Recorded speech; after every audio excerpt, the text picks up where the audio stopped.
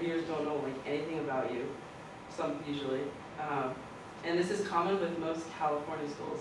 So, and the interview is usually way more heavily in this case. So in California schools, make sure you practice for your interviews especially.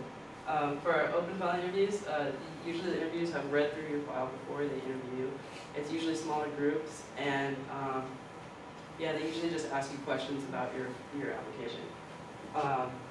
Yeah, so know what to expect. Oh, and another thing is that I'd recommend is there's a thing online called STN Interview Feedback. Did you guys use this? Yeah. Natasha? It's really helpful, right? Yeah, we all Yeah. Student oh, student doctor. Yeah, do you guys have Student Doctor Network? That website's actually on our own website under resources, and if you click on, I think if you go to I think there's an interview feedback section on the main page, and just select pharmacy, and you choose a school, and it's past people who've interviewed. It shows like different years and what year they interviewed, and what was the first question they asked you, what was the second question they asked you, the third question, what was and the questions are usually pretty what was accurate. Interesting. What did you like about the school? What didn't you like about it? I mean, it's a great, incredible resource. Yeah, I'll probably show it to you guys later, but it's like it's pretty helpful. Yeah. So yeah, so I'm gonna talk about time management. Be prepared, obviously. Okay, e-submit your FarmCAS application before fall quarter starts. I highly recommend this, in my opinion. This is to give you time to work on your supplemental applications because it takes a lot to do. Like even though I didn't have school or work, I wasn't working, I was like pretty much on vacation. It still took up a lot of my time. And I was doing it supplemental for like 10 schools. So yeah, and then it'll give you time to do the PCAT. Oh, another thing is you don't need to take the PCAT. You can take the PCAT after you e-submit. So don't worry about that. You can so you can e-submit your application and then take the PCAT later. Dave, don't you have to take at least the PCAT once before you submit? No, you can take it later, and on your FarmCAS it'll say either plan to take it or I took it and still waiting for scores. Oh, because I think this one school I was looking at, they asked for it first. Oh, really? Yeah. But usually it gives you the option to like plan, right, taken, etc. So yeah. All right, so here's like my personal timeline, and I hope it'll give you guys a perspective of like when to do everything. So in July, at the end of July, I got all my letters of reference. Notice that they were processed a week to 2 weeks later. So yeah, be wary of the, everything when you submit to FarmCAS, it has to get processed. It's not just automatic. So then I took the PCAT the second time, August 21st, and that's the same day I submitted my FarmCAS. The reason I submitted on that day is just so I could put taking the PCAT waiting scores rather than plan to take it. I don't know. I want to add one more thing. If you're applying to schools rolling admissions, they usually have deadlines for their blocks.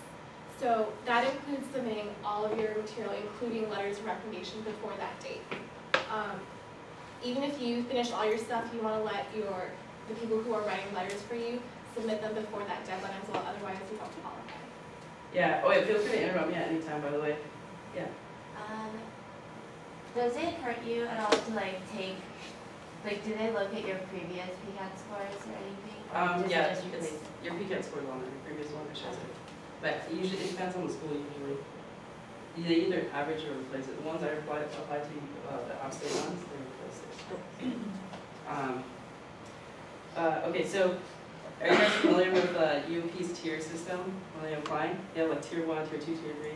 So tier 1 get more priority over tier 2 applicants, and tier 2 get more priority over tier 3 applicants. And it's all about when you submit your application. So tier 1 is before August, and tier 2 is before September, and tier 3 is anytime after that. So what tier do you think I was? Well, it would look like I'm tier 2, because I submitted in August. However, what if I told you that it took FarmCAS 9 days to verify my application, and then it took 8 days or something like that for my application to be mailed, and then it took 1 day for all the schools to receive it. So even though I submitted my application in mid-August, the schools didn't receive it until September. So for UOP, I was actually tier 3. So that's something to keep in mind. I would always make sure to submit everything, your FarmCAS, always submit it 3 weeks before any deadline.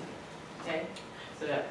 Oh, I also had a friend who submitted her FarmCAS a day before like the UOP deadline or the California school deadline, and she didn't hear back from any of them. So yeah, make sure you submit it 3 weeks before, about 3 weeks before, at least, before you submit your application. The earlier the better. Did you want to add something or? So sad. Oh yeah, it was sad. Okay. So then I started doing my supplementals. Even though I was like pretty much had nothing to do, I was pretty much a bum, right? Because I was on vacation. It still took like all of my time. Like it seriously took a lot. And if you notice, the cost is really started adding up. By the way, I did not know about that fee waiver. I forgot to add. I paid $650 to submit my application. It costs $50 per school you apply to. So do that fee waiver because the fees are the worst. The fee waiver is only $150. Yeah, That's how much they're good at, yeah. I mean, yeah, it does, but they'll it's cover not the first whole. Yeah, the fees are ridiculous. So yeah, it was $50 per school, so I applied to like 13. But I only did supplemental for like 10. But here we go. So USC was the most expensive supplemental, of course. That one was also really hard. So How much was theirs? I don't remember that. $85. How much was last one? 65. Yeah, one of them I did not have to pay. I don't know why. For some reason, it didn't like. It said I already paid, even though I didn't. I don't know. Oh, and another thing to note is USC requires their own separate transcripts. So usually you just send your transcripts to FarmCats and all the schools get it, right? But USC, I don't know why, they also want you to send their transcripts to them. The reason why I send them also to USN is because they're a non-FarmCat school. So, yeah, so since they have their own application process. What was I going to say?